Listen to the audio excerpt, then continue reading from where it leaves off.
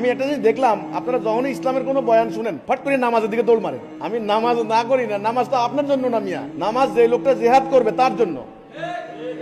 আপনি নামাজ পড়েন কেন খামোখা? আপনি সেনাবাহিনীতে যে লোকটা সৈন্যবাহিনীতে ভর্তি হচ্ছে তার জন্য সকালবেলা পিটি প্যারেড, যে লোকটা সেনাবাহিনী ভর্তি হয় নাই সে পিটি প্যারেড করে কি লাভ হবে তার? আমি দেখছি এই জিনিসটা, খেয়াল করলাম সবাই টেনশন পেরেশানি, নামাজ কি রুমো আমরা, নামাজ কি রুমো আমরা।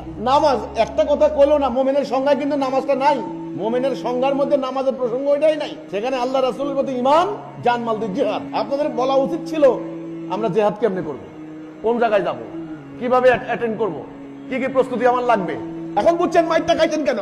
একেবারে আপনাদের মন মস্তিষ্কে, চিন্তায়, ভাবনায় ছোটবেলা থেকে আপনাদেরকে ভিতরে এমন ভাবে খাওয়াইছে, ঢুকাই দিছে পুরা নামাজ পড় খালি। এই যে ইরানে 500 বছরের পুরানো মসজিদ উড়াই দিয়ে সাদ্দামের টাইমে বাগদাদে, মসুলে, ইরাকে হাজার হাজার মসজিদ, হাজার হাজার মাদ্রাসা, হাজার হাজার খানকা উড়াই দিছে মিয়া। এদের নামাজ এদেরকে বাঁচাইতে পারে নাই। বাঁচাবে জিহাদ, ঈমান এবং জিহাদ। আমরা জিহাদ করব কিভাবে? যদি ধরেন আমি জিহাদে গেলাম, আমি যদি শহীদ হয়ে গেলাম, আমার ফ্যামিলি কে দেখবে, আমার বাচ্চা কে দেখবে?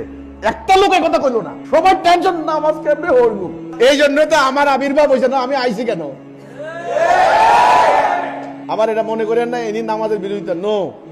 আবার বলি, যারা ঈমান আনবে জিহাদ করার জন্য তাদের জন্য নামাজের দরকার, অন্যদের নামাজ পড়ে লাভ নাই। কোরআনে আল্লাহ কি বলছে?